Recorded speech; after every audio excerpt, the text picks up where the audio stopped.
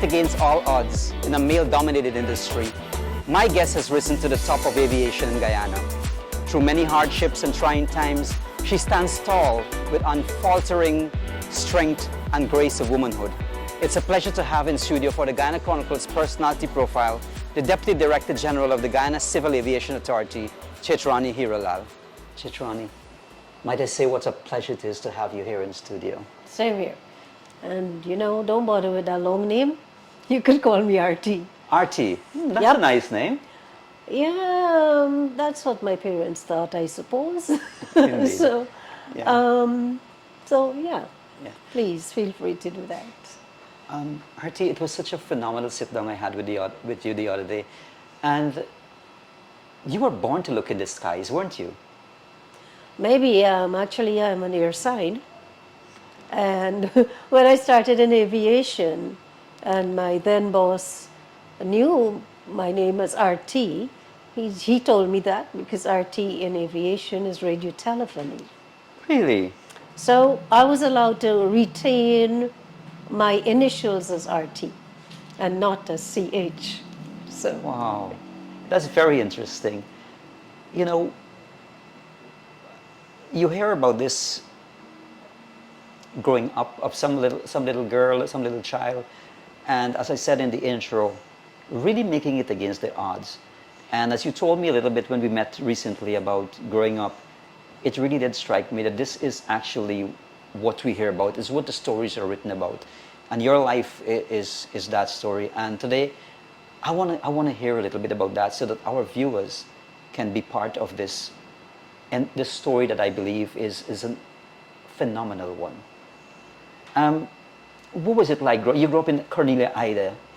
What was it like then? I did, and you know, growing up in the country, that's always cherished for me. I often tell people it's really great. They don't know what they're missing growing up in the country. But it was like standard country life in those times. You grow up, you go to school. Basically, what was considered fairly poor family. My dad was a cane cutter. Really? Yeah.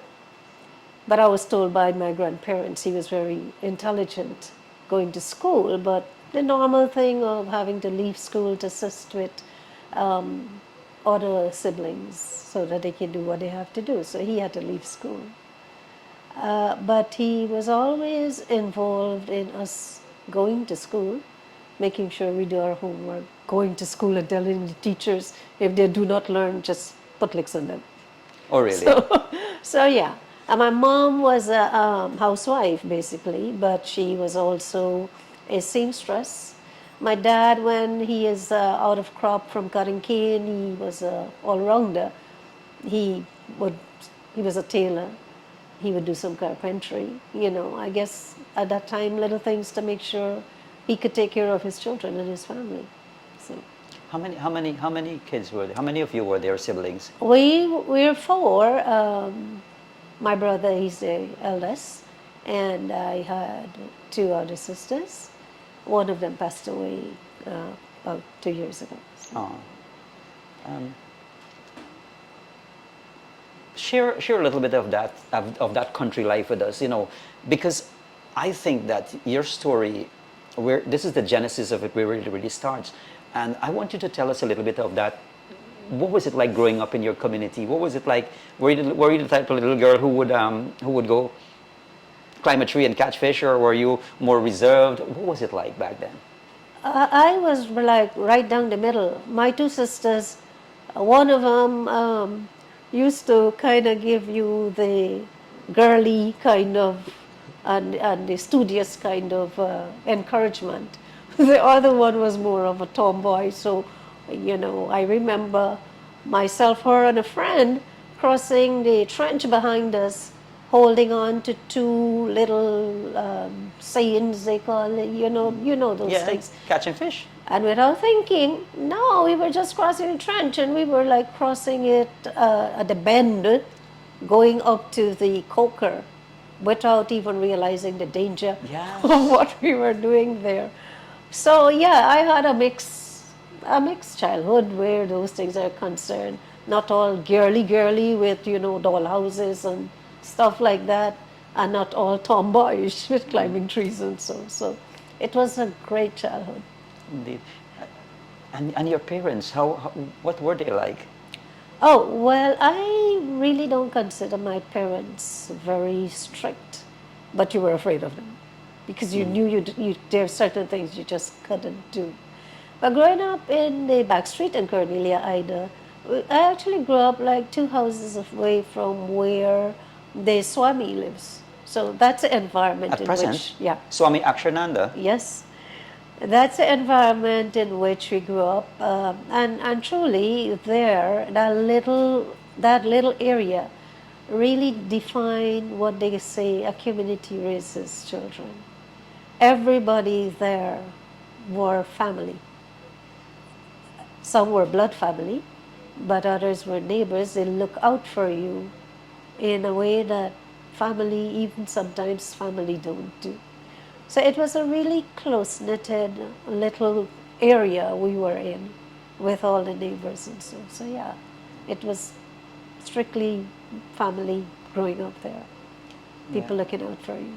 Of course, and in those days as children, you can't pass an elder on the street and don't say good morning or good afternoon because they reach to your home and they're not moving until your parents put a good spanking on you.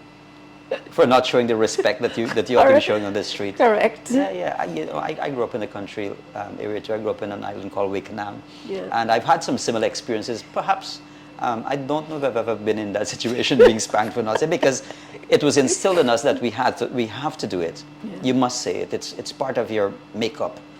Yeah. What was your dad like? You talk about his cane cutter, but then he seemed to have instilled many, many values in you guys from when I first spoke with you. You seem to have him right up there when it comes to bringing these values into the lives of his children. Yeah, I'm the youngest in our family, so my dad was like my hero. I remembered when he would leave to go out, and I would cry because he's leaving. But life throws you some curveballs. My dad actually left our home when I started out at secondary school, and that was devastating, as you can well imagine, because an 11-year-old at that time, it was still considered as a child. You're so sheltered, you're so protected. So I remember him used to tell us, putting us to sit around the table and say to us, every chick must scratch for themselves. And this is you're 11 years old. Yeah, interestingly, my other siblings they would still use that phrase. Maybe it defined who we became. Maybe that instilled in us some values that at that time we didn't think about. That whatever you want in life, you work hard and you work for it. So when my dad left, my mom, with 3 girls in those days, she didn't go very far in school, but she was I consider her to be very strong, because at the time when my dad left us, she would do her little sewing, plant her garden, my sister and I, my other sister and I, the one that passed away. She would rear chickens. We had cows. So, we would get eggs, we would get greens from the garden, we'd get milk from the cows. My brother, being her only son, he would have probably gotten off with a lot. Pick up his racing bike at that time and go on. And my other sister and I would oftentimes have to go into the back dam to get the cows if they don't come home at night. At night? Yeah, but the community was so safe that, of course the neighbors and so had whatever to say, but you had to do what you had to do in those days. So Wow. it was, yeah. So I consider to be a very strong person. Growing up, she's grown to become independent before she died. And I always remember her saying that she has 3 girl children and she is going to make sure they go to school so that they do not be in the situation she was in. So, and amongst all of this, all of these challenges, you went to Cornelia Ida Oh, yeah. primary school. Yeah, I actually started off Cornelia Ida Nursery and then went over to the primary school, which was like basically in the same yard. So that's where my primary education was. And, you know, with all that was going on, very shy going to school. So you don't even realize the impact that some people make on your lives at such an early stage. So going to school, you would end up with teachers that, you know, you get some licks from some of them for good reasons. You got to learn. Yes. And as we were told, education was the way out of all of this that was happening in the community. So you had to go to school. And looking around, and then when you have a father who goes to school and tell the teachers, beat them if they don't learn, you don't have a choice. So going up to common entrance class, we had 2 great teachers for common entrance.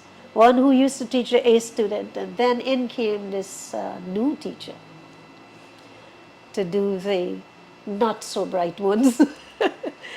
But what a teacher probably don't even realize is that the impact that he made on lives of the children that he taught in his own way. And you wouldn't believe who that teacher was.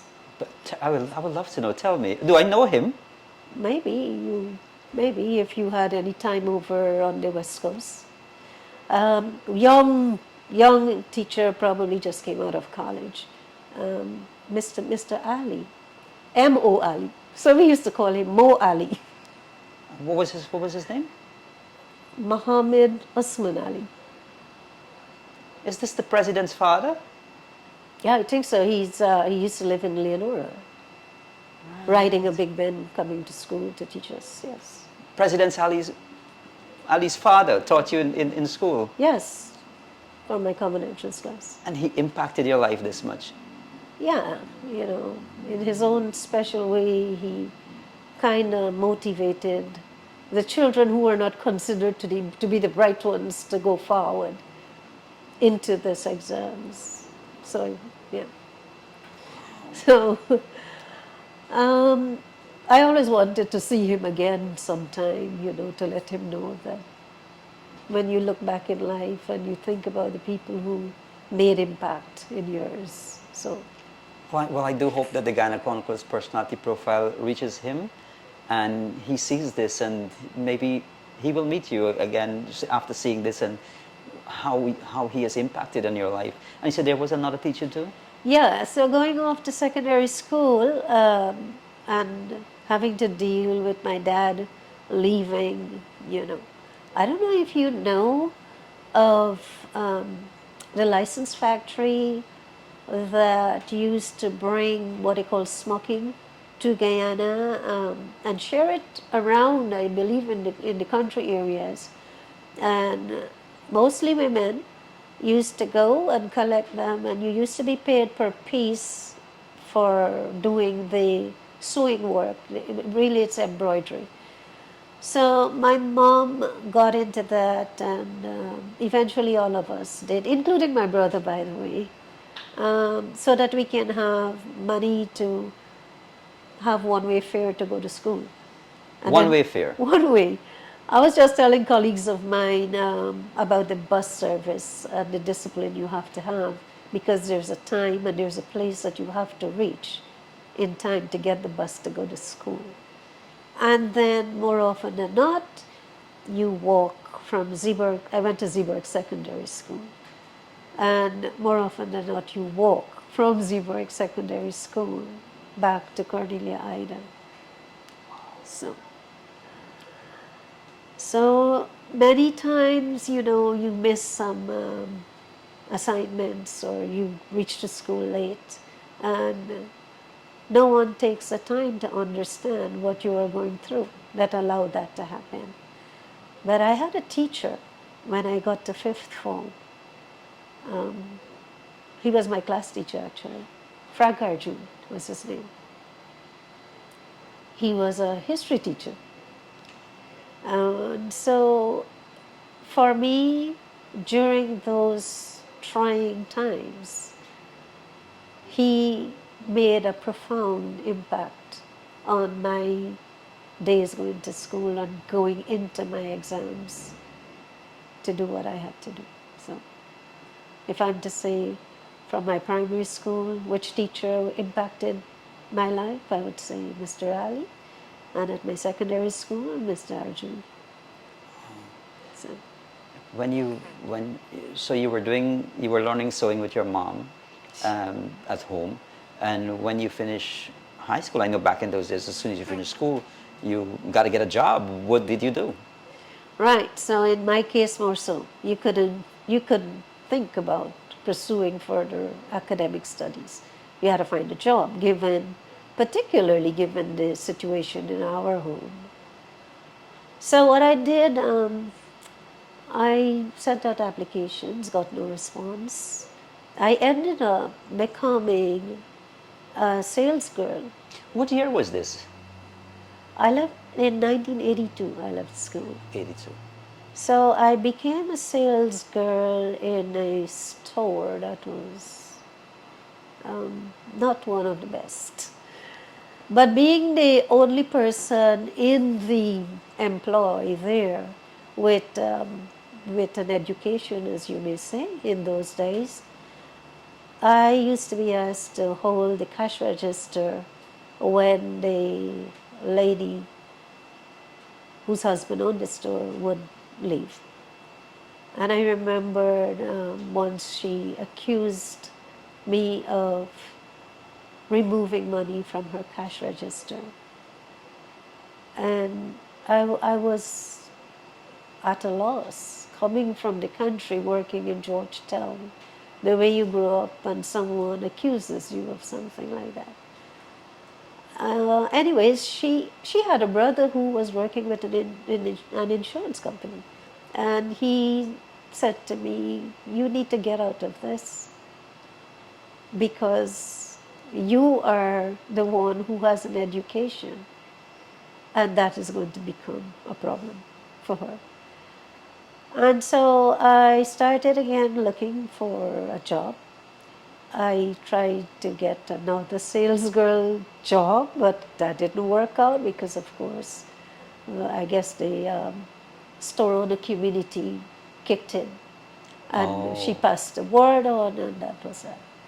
I ended up going to the same license factory where National Hardware is right now. And I worked there for about 3 months sewing parts of clothing. That's how they used to do it. And then in the newspaper, I think there was an advertisement for air traffic controllers. And my dad suggested to me, "Why don't you apply for this job?" And I did. I was called for an interview.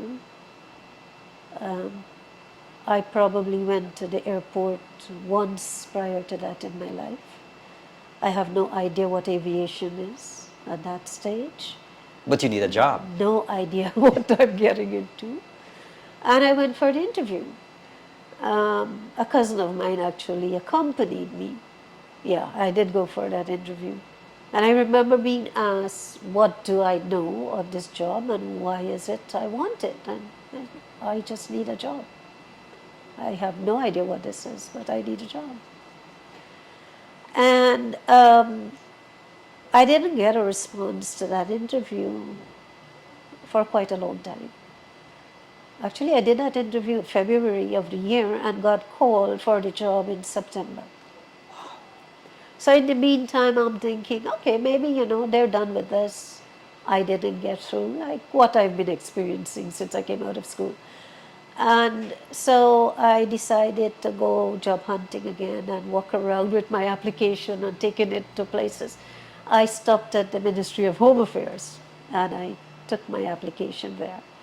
And the person there said to me, "Oh, we just got an opening for a salaries clerk." And they sent me to the Public Service Commission, I believe, to take my application and give it to them and tell them Ministry of Home Affairs has this opening. So I started there as a salaries clerk, making up salaries for the fire service. But I would finish doing that like in a day and a half, and that's my job for the month. Okay. And you can't read a novel. Of course, in those days, you didn't have the devices we have now. So I was just feeling, is this what I'm going to do for the rest of my life? There is no way I can do this. And then I went home and I got this telegram to report for duty to Mary. A telegram. A telegram. And so I said, oh, great. I wrote my resignation. I took it to the permanent secretary there. He asked me, are you getting married? No. Are you leaving the country? No. I got called for a job I did an interview for in February, air traffic control. And he says, oh, sure, go ahead. That's going to work good for you. So that's how I ended up in aviation. Wow. But here's the thing. You're doing this job, you're going for this job in air traffic control. You know nothing about it. You did sewing, you did sales girl, and you're going to this, was it what is now Cherry Jagan International Airport? Yes. Okay. And you're going there for this job. You have no idea. What was your first, how did you feel at first when you step into this environment? It was actually a beautiful environment. I loved it. So you took to it. When I went for the interview, it was very exclusive. You weren't seeing people around. Everyone they were in their place of work, so you weren't seeing too many people around. So it was nice.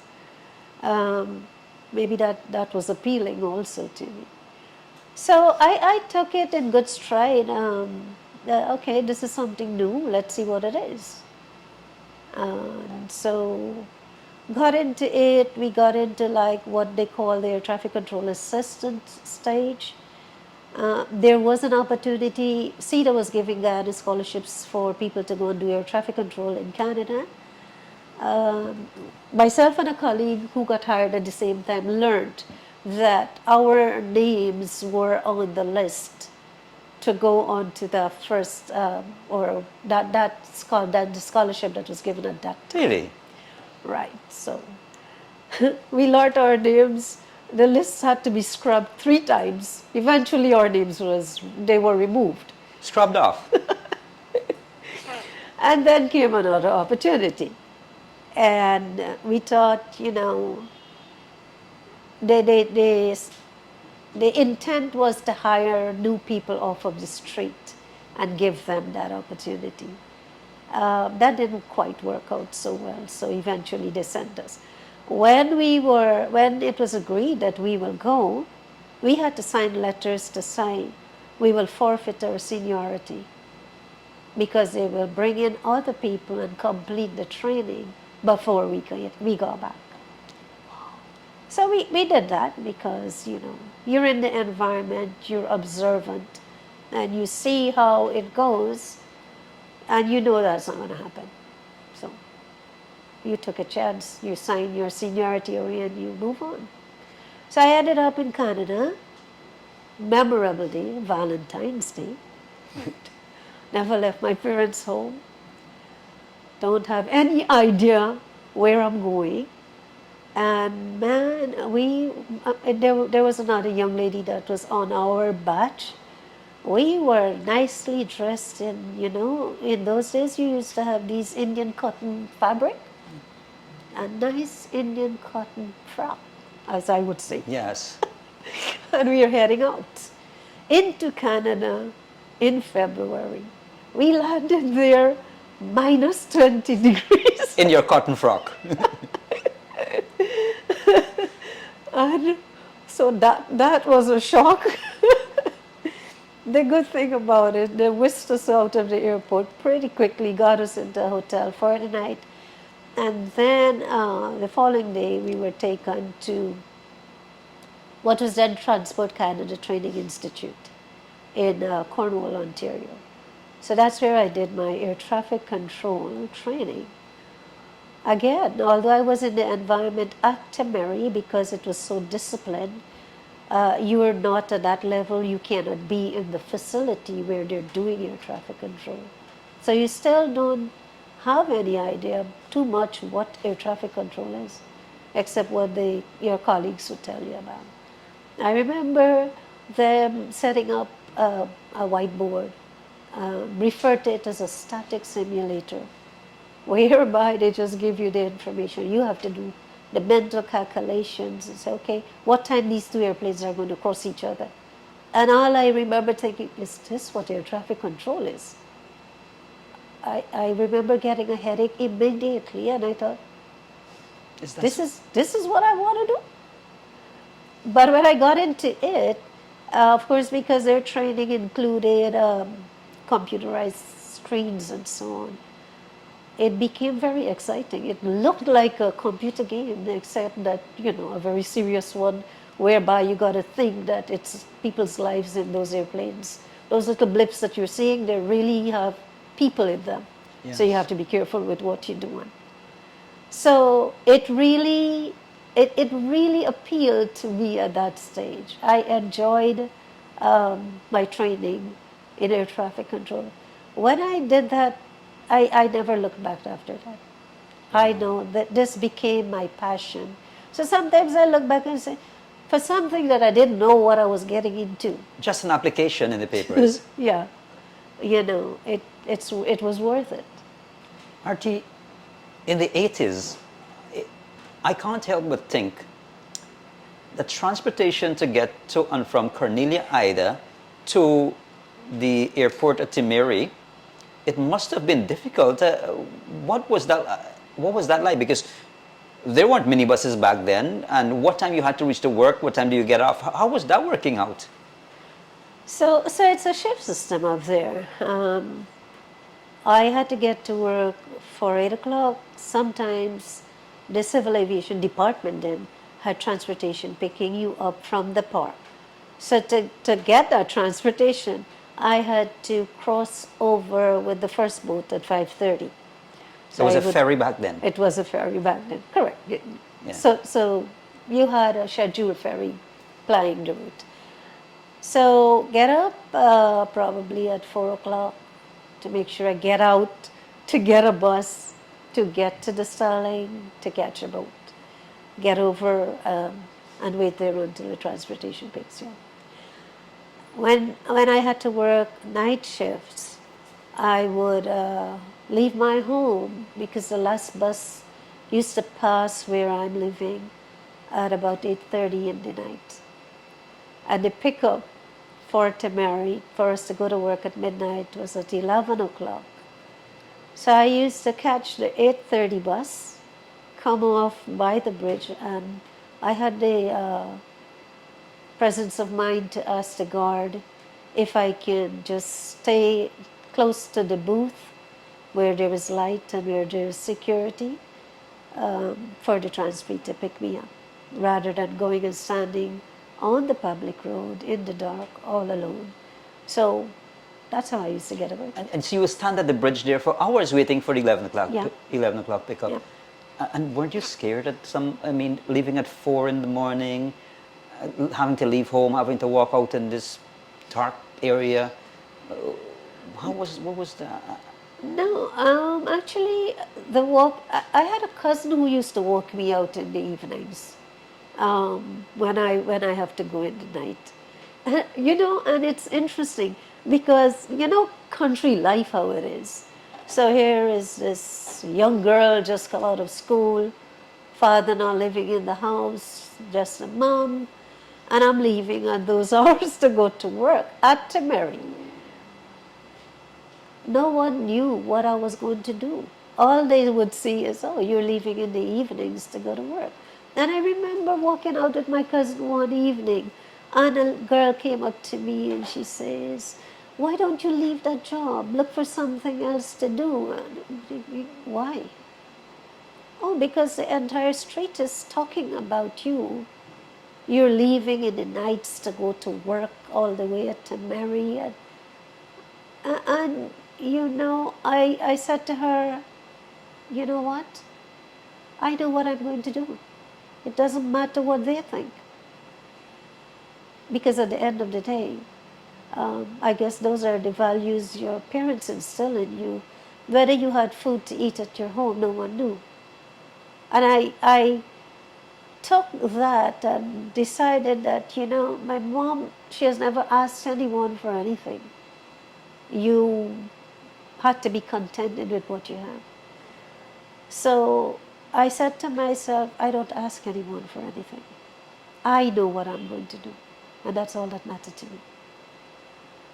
So that was my approach to village life, community talks, about those kinds of things.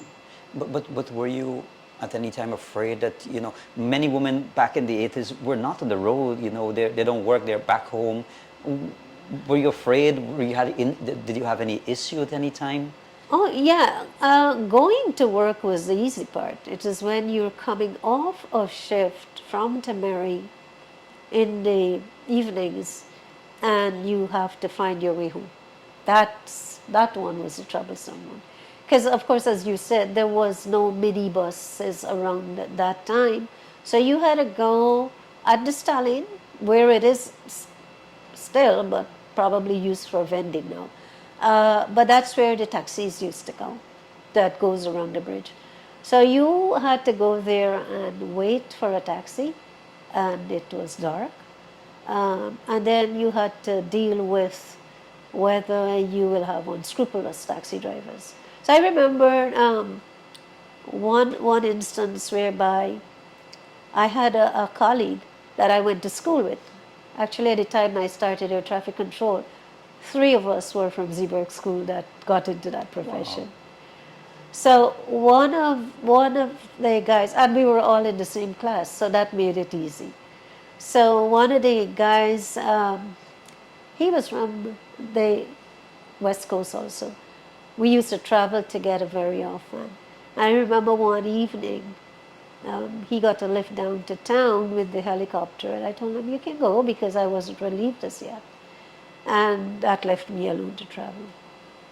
And I remember ending up in a car with all men.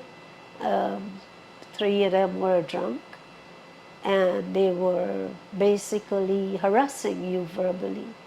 And I asked the driver to just let me switch seats and go in front so that, you know, I could feel a little safer. He did nothing. When I got over the bridge, I opened the car door. While it's driving? Yeah. And the security stopped them. And I explained to him what was happening. And he told the driver, you need to put her in the front seat and let her get home safely. And so, yeah. Wow, challenging. And on the job, you know, as you had said, it was a male-dominated industry. And young girl from Cornelia Ida in this environment where there were, you know, as we said, male-dominated. What were the challenges coming out of that one? Were they challenges or? Yeah, there were some, but by and large, when we started, the males that were there, they treated you more like a sister. They were very protective of you because there were very few females there.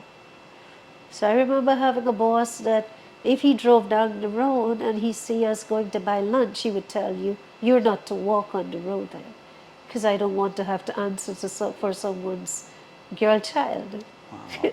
So it was very protective, the guys who were working with us. But as you rise in seniority, it became a challenge. I remember having a boss who told me if he had his way, women would not have been working. Really? So I had two male colleagues sitting in the meeting, and I'm looking at them, please say something. And no one said anything. And I said, well, you know what, two things. You don't have your way, and if you say that to me again, I'll be writing about it. You told him that? Yeah. Interestingly, he pushed me a lot. I used to mentally resign several times, having to deal with that. But I persevered, and one day I got up and I said, you know, the table is going to turn. I'm going to turn the tables, and I'm going to show you, I'm not going to let this bother me. Let's see how this works. I took that approach, and I fought over a lot of things. I mean, when I got my younger daughter, I took 11 days of maternity leave so I don't lose my seniority. 11 days? 11 days. So when I got my older daughter, I was the only one that was put to do a recertification to restart working after my 90 days maternity leave. So yeah, there were challenges, you know, to some extent still is. So, but you persevere, it makes you stronger. But that very boss, after putting you through that rigorous test, would showcase you and say, okay, you know what, this one, she's the expert, I let her talk. Wow. So, and when he was leaving, he actually said that to me. I know I pushed you a lot, but you stand on principles. So what you may have seen in him as an adversary was really Right. somebody who was going to make you the best into what you are today? Yes. Yeah. And here you are today, one little advertisement in the newspaper, working as a sales girl, sewing at license, sending out this application. You said you walked place to place with applications in your hand. And destiny, perhaps it was. Yeah, it helps you to be more tolerable of life too. So, you know, it helps you to understand a lot more of what people are going through. You can empathize more with others, you know. So life's lessons as you go along. That's how I see it. Yeah. As I used to tell my dad, years after, maybe if you didn't do what you did, we would not have been what we are today. I think he didn't take it as I intended for it to go over. He thought I was trying to hurt him, I suppose. But I said, no, I'm serious, because then you would have felt, you know, you got your parents that you could always fall back on to. But that wasn't there for us. So we had to carve our own path, really. So you made decisions at a very young age. Not all of them, you know, worked out or correct, but you had to do that. So. Arthi, when I listen to your story, there are so many things in your story that could have kept you from not becoming who you are. But you persevered, as you said, and here you are, the Deputy Director General of the Ghana Civil Aviation Authority. And what I told you we were going to come for this interview,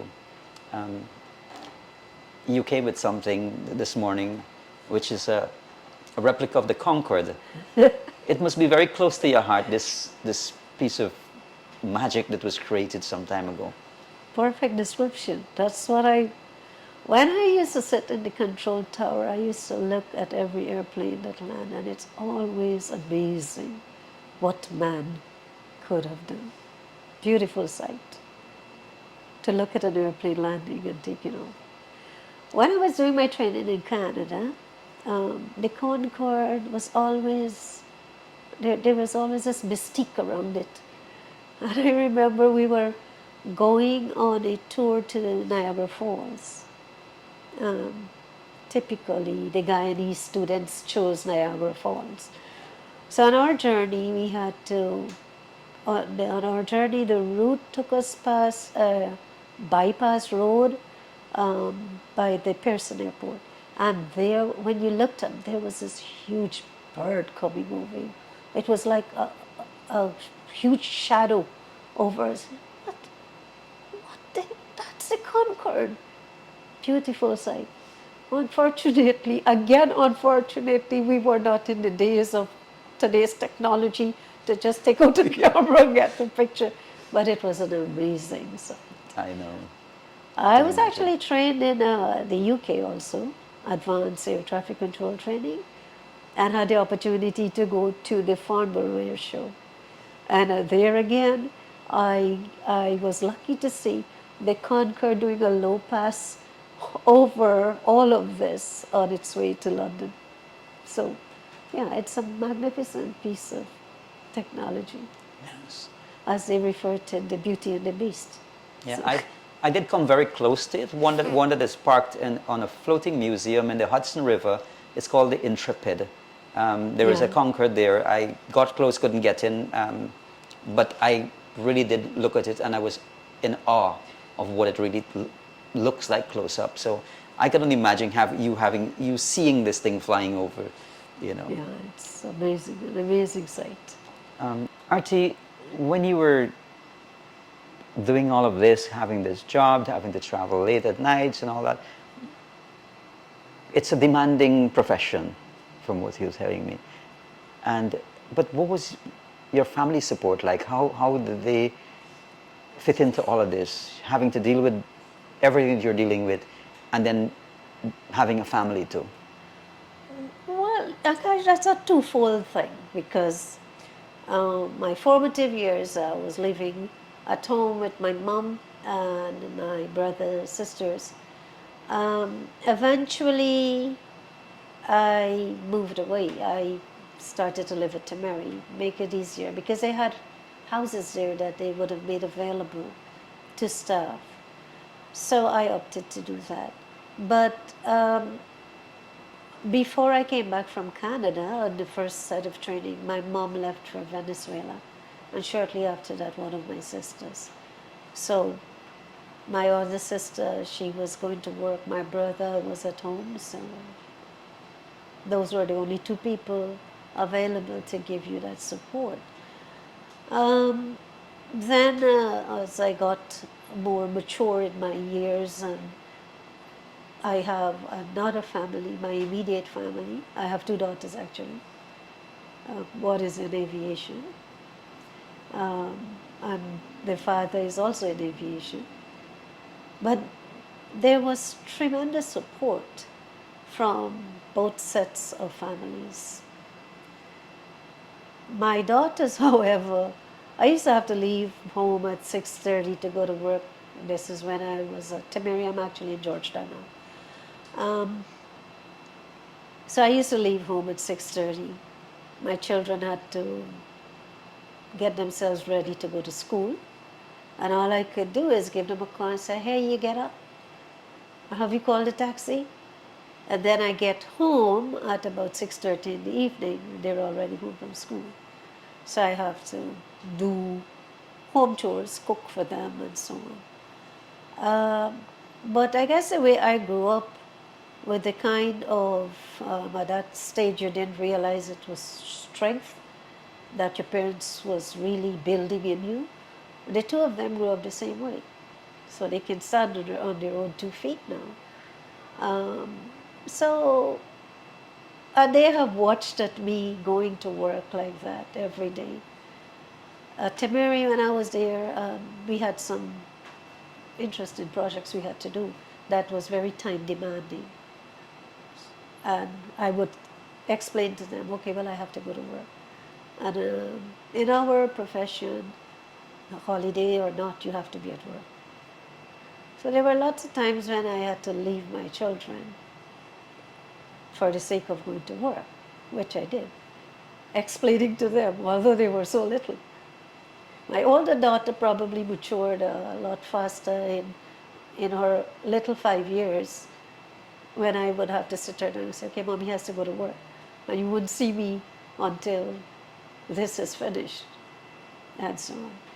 Sometimes when we have search and rescue missions, I would have to leave very early in the morning and get back very late in the night. My daughters used to always call to just to find out, are you okay?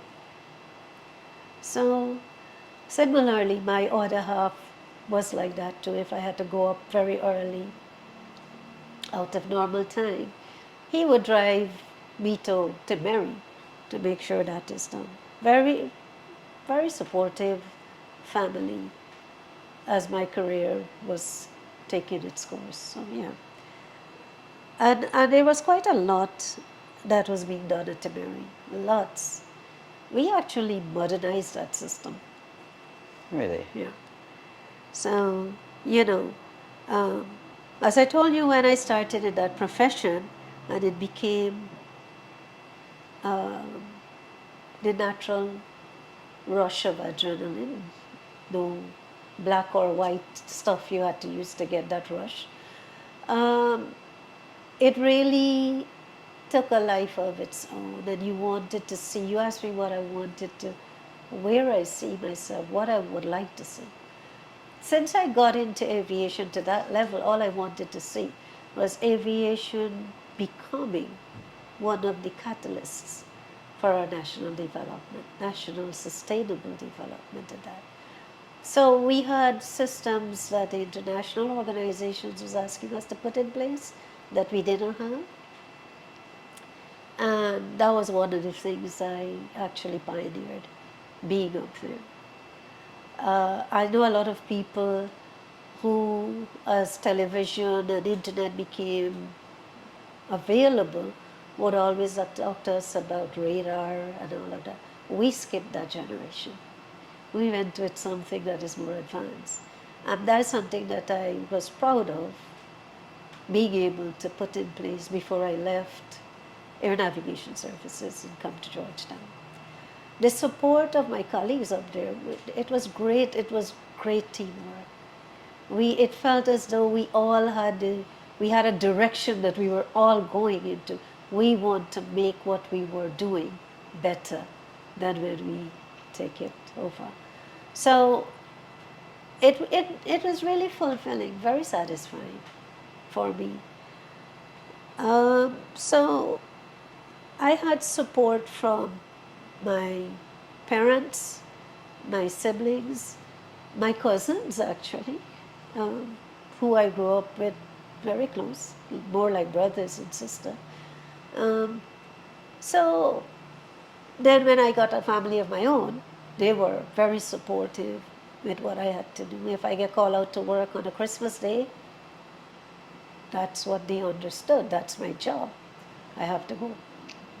So the colleagues that I work with at Mary, because we wanted to see the system develop, they were always very supportive. It was a very close-knit team up there. So, Artie, if I may ask you this, what is a typical day in your life right now? You're the Deputy Director General of the Ghana Civil Aviation Authority. What is a typical day for you now like? well, in this new dispensation, a typical day is to take a look at our documentation. We are guided by laws, a legislative framework, manuals, and so on and so forth. What we do, the Georgetown office is really the regulatory arm of civil aviation. So we ensure that the industry out there, they work in accordance with the laws that is set out, the regulations. So that's one fold. The people inside of the organization, they have to comply with their manuals and standards. So what we do in our little section there is to ensure that both sides, there's a balance.